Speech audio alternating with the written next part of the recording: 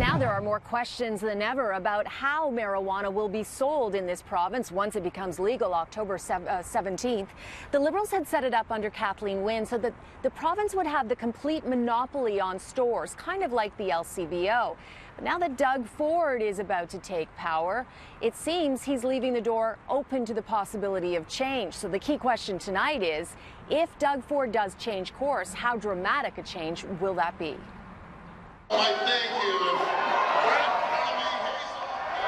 Just after Doug Ford won the PC leadership, he suggested he was open to the idea of a free market. The Premier-designate is a proponent of less government. And during our CityNews election debate in May, Ford picked a fight with Kathleen Wynne over marijuana, but didn't mention specifically how it should be sold. I promise you one thing, I'll keep the kids safe, and I won't tolerate any impaired driving with anyone smoking marijuana. It'll have zero tolerance. My friends, this is a path we've never gone down before, any of us. So I'm going to work closely with the police, I'm going to consult with the communities, and make sure they understand what this is, where we're going.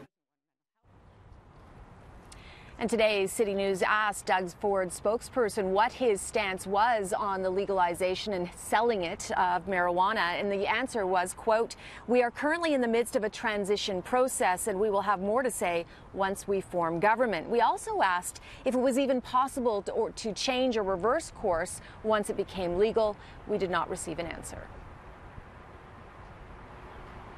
And the Wynne government set up the Ontario Cannabis Corp, an arm of the LCBO, to run the provincial marijuana stores. It announced the locations for the first 4 in April, including one on Gerrard Street East in Toronto, which caused controversy because it's 450 meters away from an elementary school. The plan was to have approximately 150 stores open by 2020, as well as online sales with home delivery once it is legal. And we also reached out to the Ontario Cannabis Retail Corp and asked a number of questions. The response that I received was, Ontario will be ready for legalization, and we look forward to working with the new provincial administration on providing legal and safe access to cannabis.